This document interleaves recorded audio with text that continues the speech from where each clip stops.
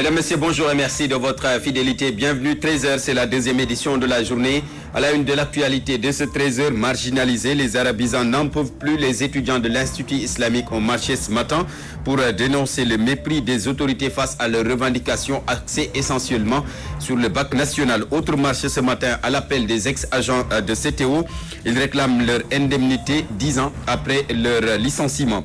Avec des brassards rouges, les commerçants du marché central de Kaolack ont tenu un sitting pour dénoncer l'insalubrité chronique dans leur lieu de travail. Une saleté que la mairie dit ne pas comprendre, surtout que les ordures sont ramassées au quotidien. 6 ans après l'assassinat d'Elhadj Oumar Lamine Badji, le village de Sindian vit toujours avec les souvenirs de cette nuit cauchemardesque. Sur place, les populations exigent la poursuite de l'enquête pour identifier les auteurs du meurtre de l'ex-président du conseil régional de Ziguinchor. L'actualité internationale sera au rendez-vous. Le sport, ce sera avec Cheikh Tidiane Gomis. Dans le magazine, Marguerite Rosalie Ndiaye nous parle dans la rubrique Actu Média de la revue de la presse avec certains journalistes qui semblent transgresser les règles. Une revue de la presse qui, justement, dans ce 13h, porte la signature de Ndeye Fatou Ndiaye Ba.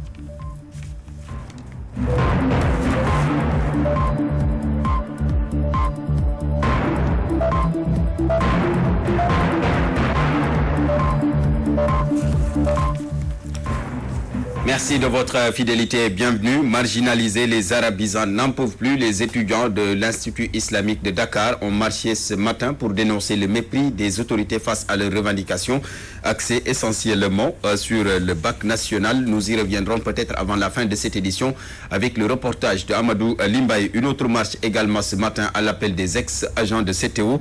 Ils réclament leurs indemnités 10 ans après leur licenciement. Vous entendrez peut-être également avant la fin de cette édition les propos de Saliou Faïdaf. Et nous parlons de ce sitting des commerçants du marché central de Kaolack. Ils dénoncent l'insalubrité chronique dans leur lieu de travail. Du côté de la mairie, l'on évoque une situation exceptionnelle. Le secrétaire général de la municipalité précise que les ordures sont enlevées au quotidien. La correspondance de Mamadou Matarsar.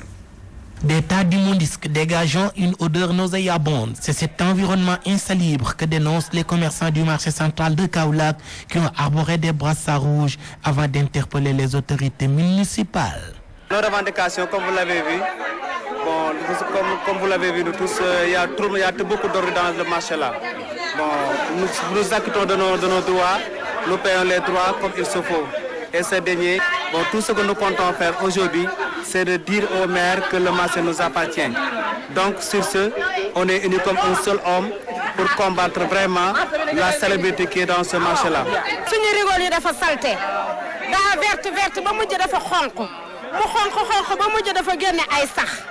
Ces commerçants du marché central de Kaolack qui n'acceptent plus de vivre avec les ordures comptent passer à une vitesse supérieure. Si rien n'est fait, je crois que nous allons passer à la vitesse supérieure. Plan d'action, ce que nous comptons faire, c'est à partir d'aujourd'hui, si rien n'est fait, nous allons plus payer les taxes journalières. C'est ce que nous comptons faire aujourd'hui. Avec Tirnalendal, Mbalit Mini, du côté de la mairie, on évoque une situation exceptionnelle. Sidi Traoré, le secrétaire général, indique que les ordures sont enlevées quotidiennement, sauf les week-ends. Kaolack, Mamadou Makhtar pour la radio-télévision Walfadjri. Mamadou Matassar, l'enclavement de la région de Kédougou, le manque d'infrastructures de base et l'emploi des jeunes constituent les principales difficultés auxquelles les populations sont confrontées. C'est du moins l'avis des apéristes de la zone qui demandent d'ailleurs à leur leader Macky Sall de réagir pour régler ces problèmes ou même sortir Kédougou de l'ornière. Soliboura Madabo.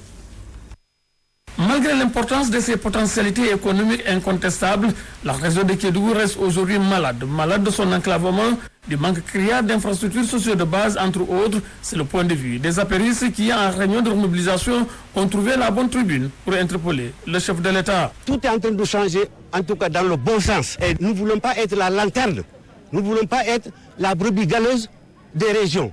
Donc ici, aujourd'hui, il faut oser le dire. Nous sommes aujourd'hui, vraiment, c'est une pseudo-région. Parce qu'aucune structure, aucun établissement digne de son nom ne se trouve aujourd'hui aussi pour signifier ou distinguer une région. Et ça, nous le déplorons. Mais nous savons aussi que le président de la République, c'est comme on dit en Wolof, navette-le. Partout il va pleuvoir. L'éducation aussi est améliorée. Bon, la condition des femmes est améliorée, quand bien même qu'il y a ici et là quelques structures, quelques groupements qui sont satisfaits. Mais aussi la jeunesse qui est désœuvrée, qui est courageuse et qui soutient le président de la République fermement. Donc je pense que toute la difficulté aujourd'hui se résume à caser les jeunes, à leur trouver du travail et notamment à la formation qui leur convient. Et je pense que c'est avec ça que nous pourrons aller vers l'avenir. En dépit de leurs divergences relatives aux questions de leadership qui minent aujourd'hui le parti en phase de structuration, le développement de cette région devient une préoccupation pour tous. Ce qui fait dire à Aïssata Ndiaye et l'enseigne ici que les fils de Kédougou doivent se retrouver autour de l'essentiel pour bâtir un Kédougou nouveau. Kédougou Soli Bourama Dabo pour la radio-télévision. Soli Bourama Dabo, Dar es Salaam étouffe de sa proximité avec le parc national Nyokolokoba. Sans eau ni électricité, encore moins de structures sociaux de base. Les populations sont d'ailleurs montées au créneau pour réclamer des mesures d'accompagnement pour préserver la biosphère dans la zone. Les explications de Ousmane Diallo. Porte d'entrée du parc national de Nyokolokoba sur la nationale numéro 7 à 80 km de Tambacounda, Dar es Salaam est une localité qui étouffe de sa proximité avec une richesse classée patrimoine de l'humanité.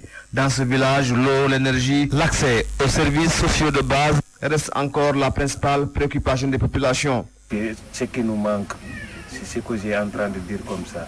On n'est pas l'eau suffisamment, on devait avoir l'eau parce qu'on nous avait annoncé ça il y a longtemps.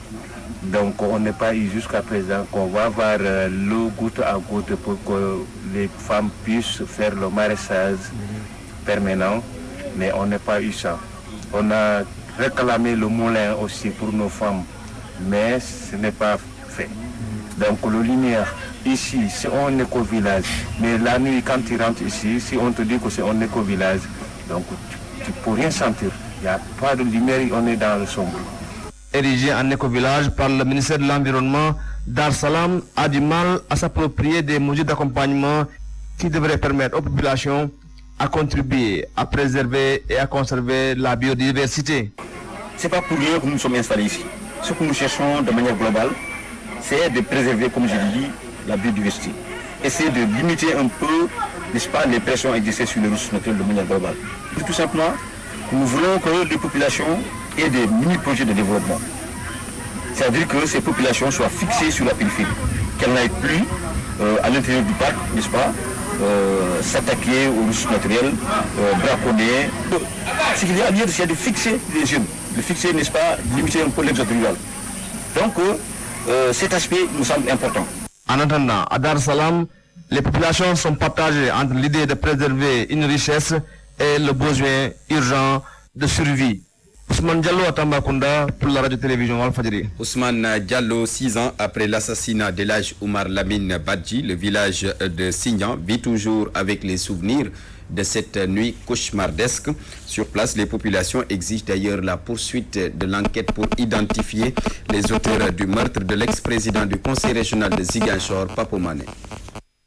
Il est difficile, voire même impossible de mettre le pied à Signan, village situé à une quinzaine de kilomètres de Bignona, sans penser à feu Elhadj Oumar Lamine Badji, car c'est ici que le président du conseil régional de Ziguinchor avait été assassiné par des inconnus armés en décembre 2006. Sur le lieu du crime, l'immeuble construit par l'État pour accueillir la famille du défunt n'a pas, hélas, réussi à effacer les souvenirs de cette nuit dramatique. De l'autre côté de la rue, une maison traditionnelle accueille la maman de feu Elhadj Oumar Lamine Badji, une vieille dame qui tente depuis lors de surmonter la douleur, mais qui vit cependant dans l'espoir de connaître un jour la vérité sur le meurtre de son fils. C'est pourquoi, en tournée dans le village, Abdoulaye Baldé a invité le gouvernement de Macky Sall à faire preuve d'autant de zèle utilisé dans la traque des biens mal acquis pour démasquer les auteurs de l'assassinat de l'ex-président du conseil régional de Ziguinchor, Abdoulaye Baldé.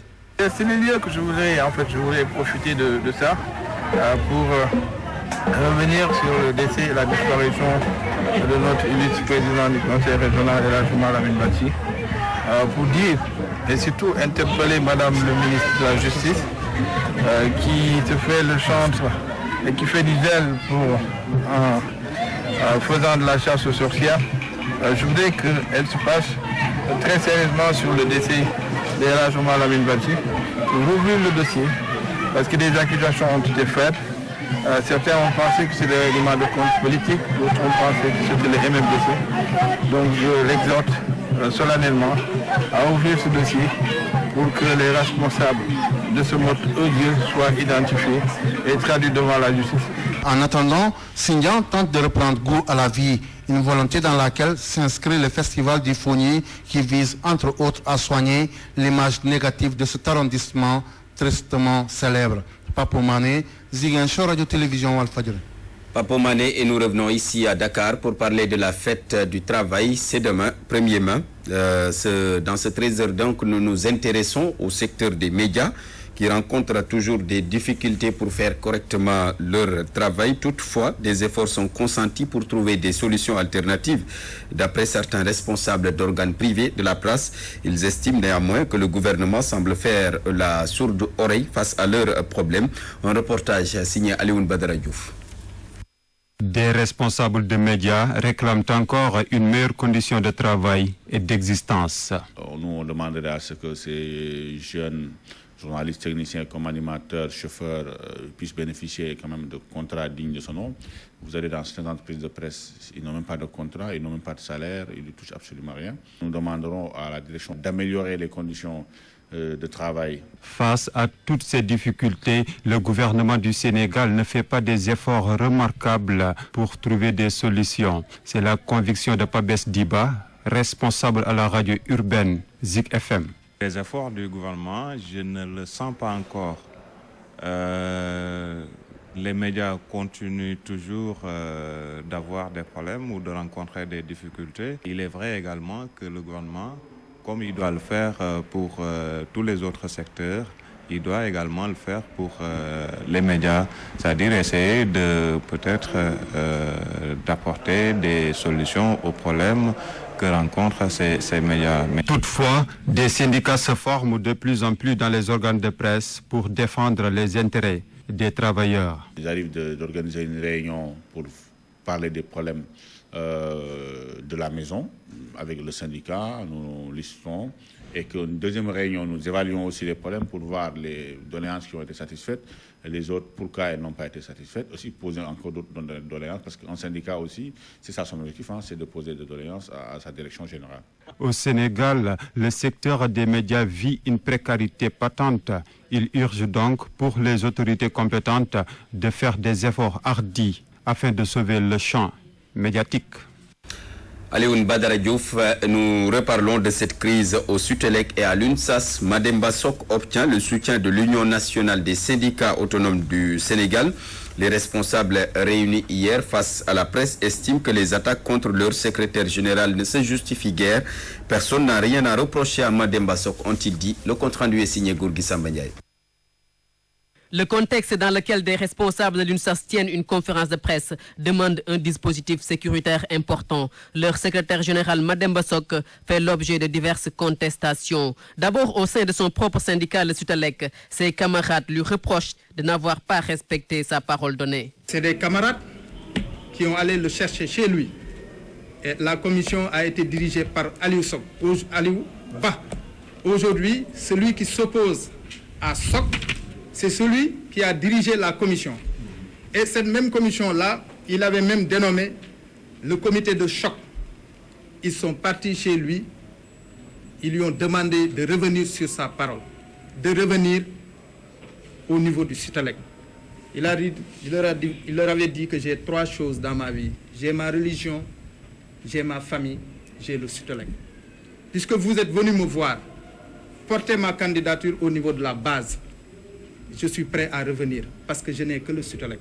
Au sein de l'UNSAS, certains de ses camarades l'accusent de gérer l'organisation de façon solitaire et dictatoriale. Son adjoint Mbalo Diothiam botte en touche et parle de déclarations malencontreuses. Des propos malencontreux distillés dans la presse tentant de saper le moral des militants ainsi que la cohésion au sein de l'UNSAS.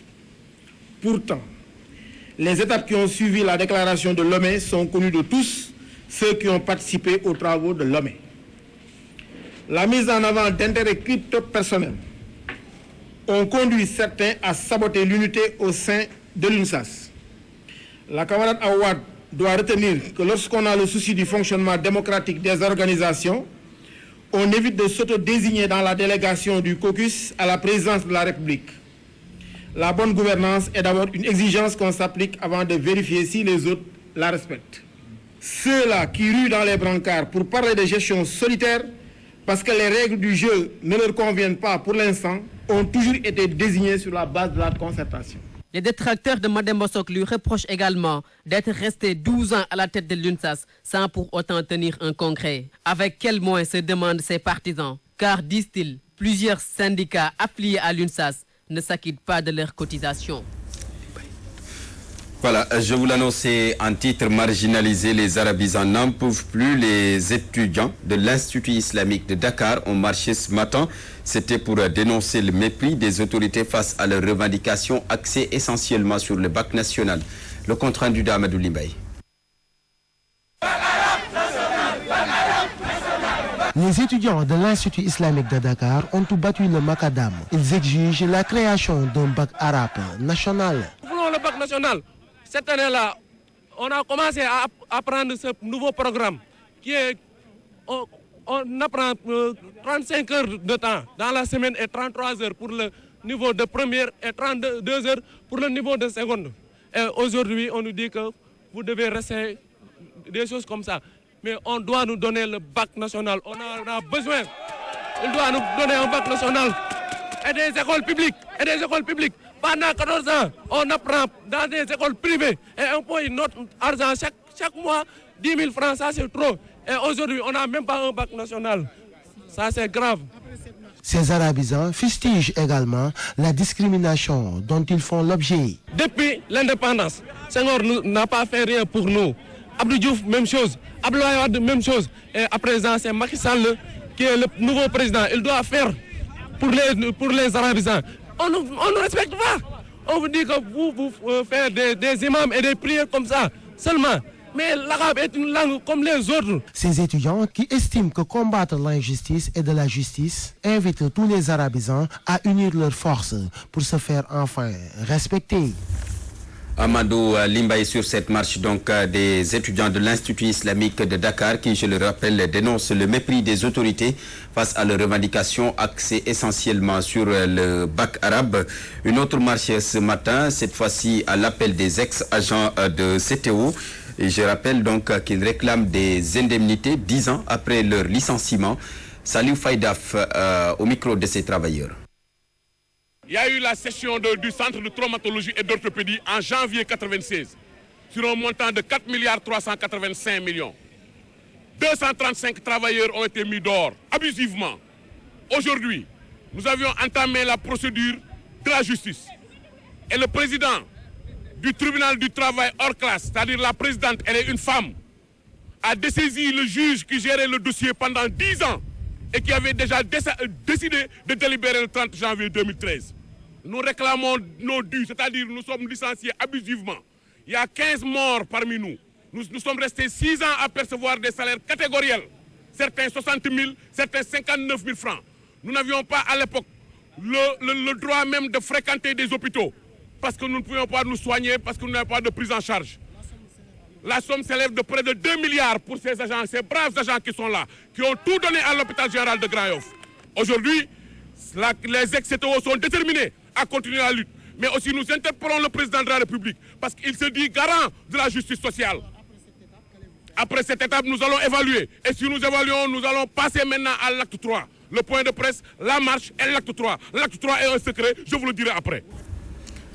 Voilà, Salou Faïdaf, donc le secrétaire général adjoint de la Convergence à Sud-Sassas qui parlait au nom de ces ex-agents de CTO qui, je le rappelle, réclament leur indemnité 10 ans après leur licenciement. Nous en